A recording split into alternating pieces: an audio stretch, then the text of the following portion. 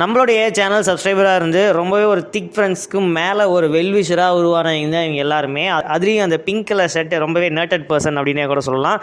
இவர்கள் வந்து தன்னுடைய குலதெய்வ கோவில் வந்து சேலம் மலைக்கு மேலே இருக்குது, ஜாலியாக ட்ரெக்கிங் போகலாம் அப்படின்னு சொல்லிட்டு பெரிய மலைக்கு ஏற விட்டாங்க. சரி நாமளும் ஜாலியாக இருக்கலாமே அப்படின்னு சொல்லிட்டு போனது தான் நினச்சோம். ஆனால் அங்கே போயிட்டு நல்லா ஜாலியாக வீடியோ எடுத்துகிட்டு இருக்கும்போது மூஞ்சி உம்முன்னு போயிடுச்சு. எதுக்கு அப்படின்னா நம்ம லைனில் இருந்து ஃபோன் வந்துக்கிட்டே இருந்தது. இன்டர்நெட்டில் வந்து எல்ஓஎஸ் அடிக்குது நிறையா கஸ்டமர்ஸ்க்கு, கேபிள் சில சைடில் ஓடவே இல்லை அப்படின்னு சொல்லிட்டு கால் வந்துக்கிட்டே இருந்தது. நானும் சரி இவ்வளோ தூரம் கஷ்டப்பட்டு மலைக்கு ஏறி வந்துட்டோம்ல, இங்கே நம்ம அங்கே இருக்கிற ஃப்ரெண்ட்ஸு பசங்களை வச்சு மேட்ச் பண்ணிடலாம் அப்படின்னு சொல்லிட்டு நானும் தவறே கிடைக்காத இடத்துலலாம் கூட எங்கெங்கேயோ போயிட்டு மலைக்கு மேலே அங்கெங்கேயும் அலைஞ்சி கால் பண்ணி ஃப்ரெண்ட்ஸ்கிட்ட சொல்லி பசங்கிட்ட சொல்லி கட்டதாக இருக்கும் பார்த்துருங்க அப்படின்னு சொல்லிட்டு மேட்ச் பண்ணிடலாம்னு நினச்சோம்.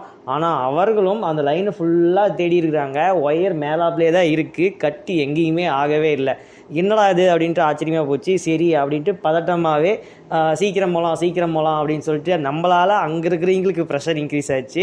இருந்தாலும் சீக்கிரம் கிளம்பிட்டு லைனில் போய் பார்த்தா ஃபைபர் வந்து ஏர்லேயே தான் இருந்திருக்கு, ஆனால் கட் ஆகவே இல்லை. சரி உள்ளுக்குள்ளே கோர் இழுத்துருக்கும், எப்படி இன்றைக்கி செலவு வச்சிருச்சு. ஏன்னா உள்ளுக்குள்ளே கோர் இழுத்து இருந்தது அப்படின்னா நம்ம ஓடிடிஆர் போர்டு தான் பார்க்கணும், செலவு அதிகமாக இருக்கும் அப்படின்னு சொல்லிட்டு நான் பயந்துட்டு இருந்தோம். இருந்தாலும் ஒவ்வொரு மரத்தில் கட்டியிருக்கிறத ஒவ்வொன்றா அவுத்துட்டு பார்க்கலாம் அப்படின்னு சொல்லிட்டு ஒவ்வொரு கட்டியிருக்கிற இடத்துலலாம் அவுத்துட்டு பார்க்கும்போது தான் ஒரு இடத்துல ஃபைபர் வந்து பிரேக் ஆகிருக்கு. ஃபுல்லாகவே பிரேக் ஆகலை, கொஞ்சம் கொஞ்சமாக கரையான் அரிக்கிற மாரி அரிச்சு பிரேக் ஆகிருக்கு. இது வந்து அந்த மரத்தில் ஏறக்கூடிய விலங்கு, அணில், எலி அந்த மாரி ஏதோ ஒரு உயிரினம் தான் கடித்து இந்தமாரி ஆயிருக்கு அப்படின்னு சொல்லிட்டு கண்டுபிடிச்சோம். சரி கடிச்சது மரத்தை ஒட்டி கடிச்சிருந்தா கூட ஈஸியாக கண்டுபிடிச்சிருக்கலாம். அந்த மரத்தை ஒட்டி இருக்கிற ஒயரில் கடிக்கவே இல்லை, அதுக்கும் மேல் அதையும் தாண்டி ஒரு 10 மீட்டர் 15 மீட்டர் தள்ளி தான் வந்து கடிச்சிருக்கு. ஆடியன்ஸாக பார்க்குறவங்களுக்கு பொறுத்த வரைக்கும் இந்த ஃபீல்டில் ஒயர் கட்டாகி 2 கீழே விழுந்துருந்தால் அது ஈஸியாக கண்டுபிடிச்சிடலாம். இந்த இடத்துல தான் கட்டு ஒட்டை வச்சு ஜாயின் பண்ணிட்டு ஓடிடும் அப்படின்னு சொல்லிட்டு ஈஸியாக ஃபைன் பண்ணிடலாம்.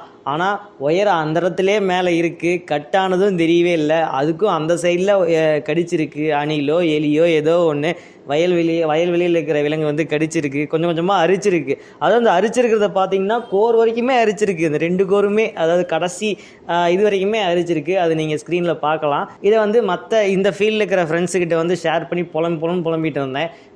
எங்கேயாச்சும் போனால் தான் இந்தமாரிலாம் ஆகுது, அதுவும் கட்டாக இருந்தால் கூட பரவாயில்ல, பசங்களை விட்டு ஈஸியாக பார்த்துருக்கலாம், நான் எங்கேயாச்சும் வெளியே போனால் தான் இப்படிலாம் நடக்குது அப்படின்னு சொல்லிட்டு பயங்கரமாக புலம்பணும்.